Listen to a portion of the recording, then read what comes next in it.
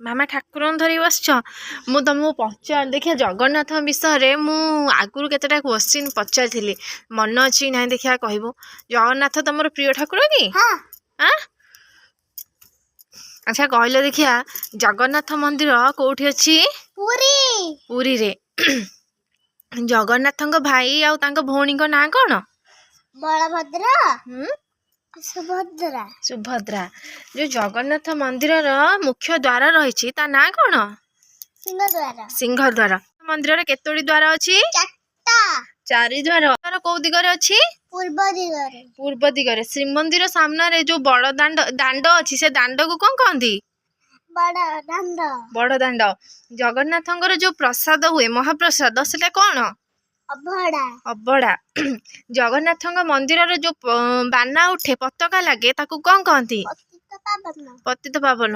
ତା ପତିତ ପାବନ ବାନା, ଯୋଉ ପତିତ ପାବନ ଉପରେ ଯୋଉ ଚକ୍ର ଅଛି, ସେ ଚକ୍ରକୁ କଣ କହନ୍ତି?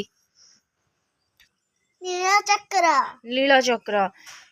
ଜଗନ୍ନାଥ କାହାକୁ ବିବାହ କରିଛନ୍ତି?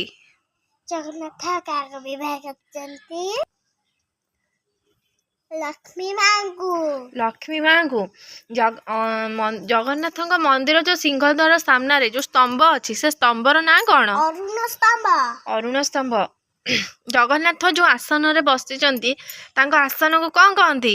ଯୋଉଠି ସେ ବସିଛନ୍ତି? କି ସିଂହାସନ? ରତ୍ନ ସିଂହାସନ। ଜଗନ୍ନାଥଙ୍କର ଯୋଉ ଯାତ୍ରା ହୁଏ, ସେ ଯାତ୍ରାକୁ କଣ କହନ୍ତି? ରଥଯାତ୍ରା।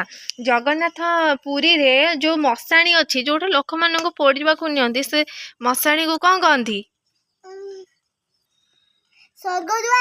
ଲକ୍ଷ୍ମୀ ମାଙ୍କ ଭାଇଙ୍କ ନାଁ କଣ? ଆଉ ଲକ୍ଷ୍ମୀ ମାଙ୍କ ବାପ ଘର କୋଉଠି? ପୁରୀରେ କୋଉଠି?